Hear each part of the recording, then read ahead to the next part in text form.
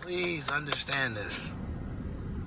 Depending on where you work, depending on your coworkers, and for some people, it don't even be dependent. It's full every time. Your boss is not your friend. Your coworker is not your friend. Some people say depending on where you work, yes. Some people say it don't matter where I work. I always feel like they're not my friend. I say use discretion. I say use your judgment. But you have to understand that a lot of times some of these people are not your friend. Why do I say that? It's because they will throw you under the bus. I used to have a boss, supervisor. I was at the egg roll company. I have a supervisor that used to say, yeah, I'm Team Eric. I'm your friend, Eric. I'm your friend. I used to sit there and look at her and I'd be like, that bad tripping, man. She is not my friend. She is gossiping. She is messy.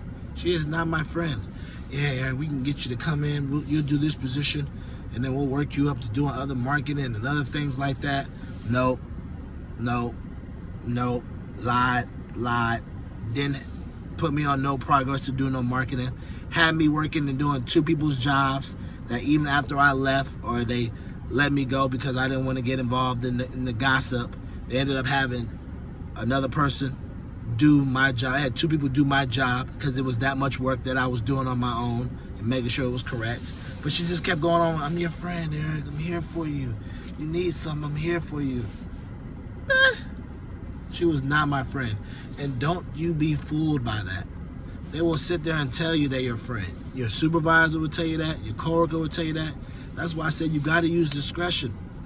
You got to use your judgment. You got to use your Holy Ghost and Spirit. You got to use discernment. Because you'll know when the real are the real and the fake are the fake. And my instincts told me she was the fake of the fake. She was not real.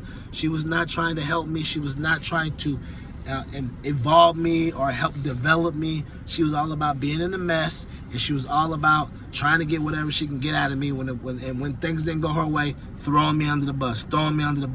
Well, you know, I did teach you that, Eric. I'm like, no, you didn't. And when I did ask for something, you just kept giving me the runaround. No. And then when I brought it up, her response was, you know, you should have just kept asking. That lets you know someone is not your friend. Understand that. If a supervisor tells you when you bring a situation to them like, hey, I've asked a couple times and I never got a response, and their response is you got to still keep asking, why?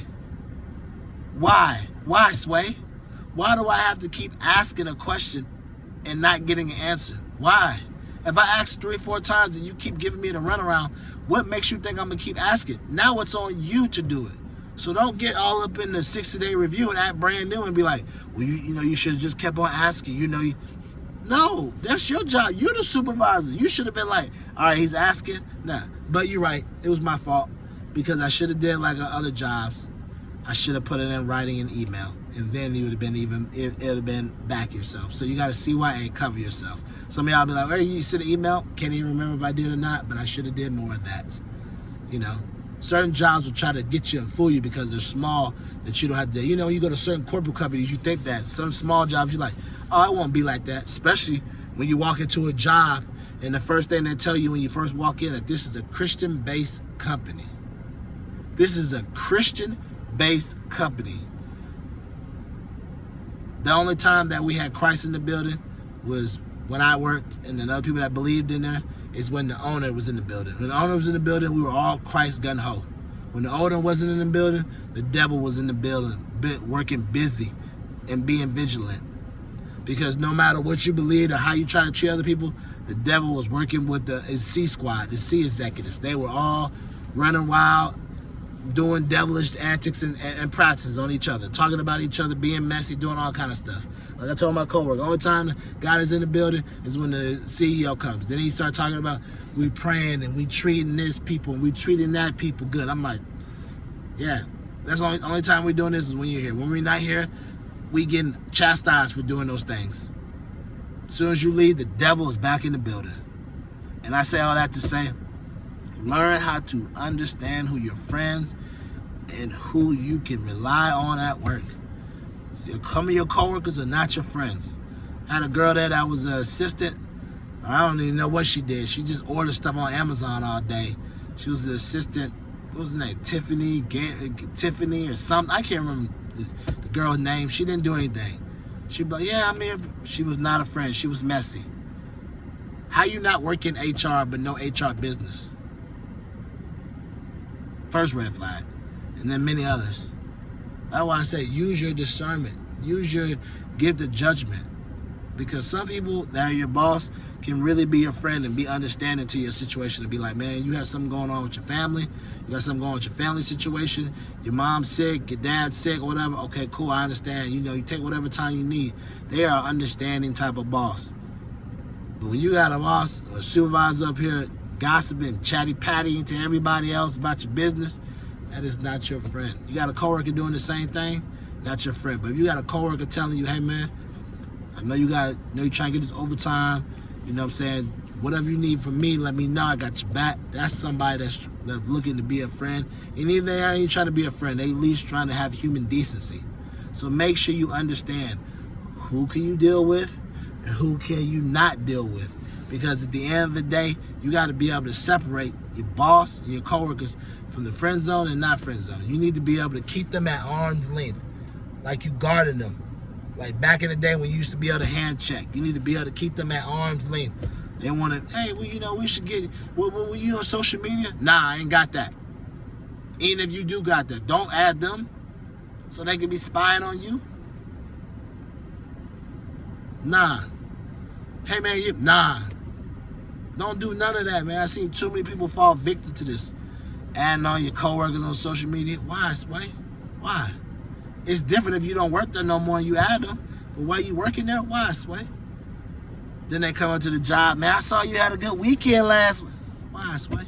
I've had coworkers ask me, hey, what's your IG? Nah, man. I don't really be on that thing like that. I be on Snapchat. Oh, what's your Snapchat? Let me go check it. Let me see. Oh, man, my app not working. Then I walk away. Or I give them my Snapchat if they're right in front of me. But it don't matter because I don't be on Snapchat like that. Gotcha. That's how you got to be with some of your coworkers, man, because they all about being in the mess. And do you want to be in the mess?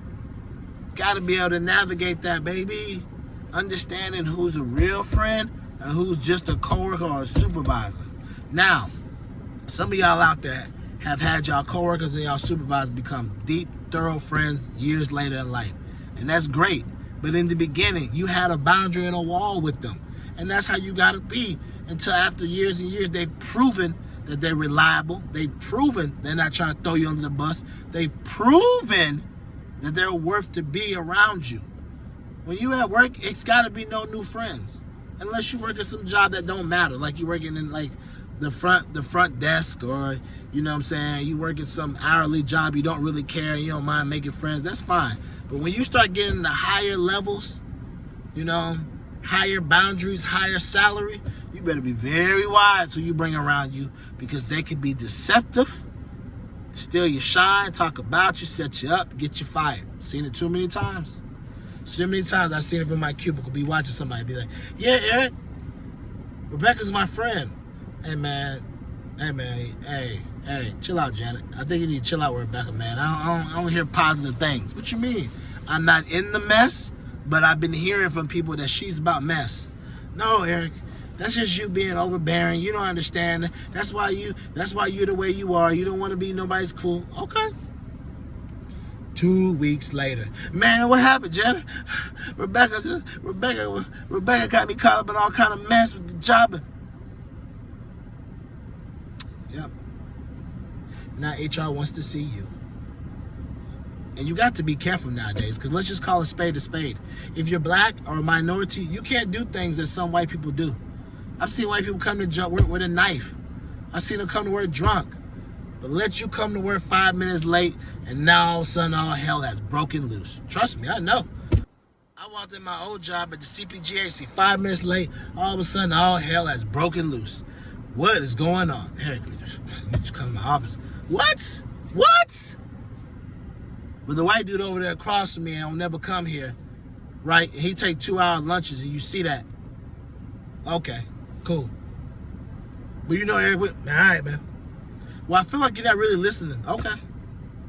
When I hit you with an okay, oh, okay. That means I don't give a what you saying to me right now, bro. That's what that means. Oh, okay. And I walk away. I say, I look at you and I say, oh, okay. And then I turn around and walk away. That means, in Eric lingo, I don't give him what you saying to me. And he was like, so we understand? Yeah. Next day, 10 minutes late. Next day after that, 10 minutes late. Some of y'all be like, oh, no, you hyping. No, I'm serious. Serious. I was probably late more ever in my life than anything. Some days I would get to work on time and sit in the parking lot and be late on purpose just because I just feel like going up in there. Sit in the parking lot and be like, man, I got to reevaluate I used to ask myself, and I showed you another video, I used to ask myself, how did I get here? What career choices did I get here? And that's what will happen when you have a job you don't like. And that's what will happen when you have a supervisor that don't know what they're doing. You have coworkers that are being messy. You start sitting in the parking lot asking yourself, what career choices did I take to get here? What the? That's why I said, man, keep them coworkers, supervisor at arm's length until they have built your trust, until you have realized you can trust them. It's better that you leave than deal with them. I got one of my coworkers, we got cool at the job, and we were cool even after we ended up splitting and going our own ways. But he knew the real, I knew the real, you know? I brought him into the fold. He was a little hesitant in the beginning. I used to tell him at the CP job, like, hey, man, look, I'm going to be real with you, bro. They starting to be on some crazy stuff right now. So if I was you, I'd be looking for another job. And he admitted to me, he's like, nah, man, you know, I'm working through. I'm going to be good. I said, all right, I'm applying. I'm just letting you know, man. I see what's going on, and I don't like it. I don't like it. I see it. They're doing small subtweeting stuff. Subtweeting or how I non-passive aggressive type stuff. I don't like it. It's very problematic, and I don't like it. Nah, man, you know, yeah. Oh, okay. He like what? Like the incident with me being late and people around doing whatever late they want. The incident with me having a situation where about the sweatshirt and my supervisor telling me that I shouldn't wear a sweatshirt like this. But then while he's telling me I shouldn't be wearing this because someone said something to him, he has a sweatshirt on at the same time. Like, what the sway? What? And I was telling him, I was like, be mindful. It's coming. Sure enough, he ended up had his rude awakening. Something happened to him. He's like, yeah, you right. Yeah, you right. I spotted it. You was right. You was right. You was right. You was trying to tell me. That's why you gotta be understanding. There's some co-workers that get it, and some co-workers that understand. And when I say understand, I mean we understand like we seeing it. We've been around long enough that we see it. And some people want to ignore the BS because they feel like if I ignore the BS, then maybe it'll get better. Sorry, it's not how it works. BS only gets bigger, and even more worse. So this is how you navigate them horrible supervisor, bosses, and them horrible coworkers. You spot them, understand how they roll, and make sure you keep them at arm's length like you arm checking like you in the NBA back in the 90s. So remember, you gotta stay intentional, you gotta stay meticulous. You gotta be intentional what you want in life, where you wanna go, how you gonna get. Be meticulous. How you gonna break it down, how you gonna grow, how you gonna share it. And last but not least, keep living your life. Because if you don't, your life is not going to live you.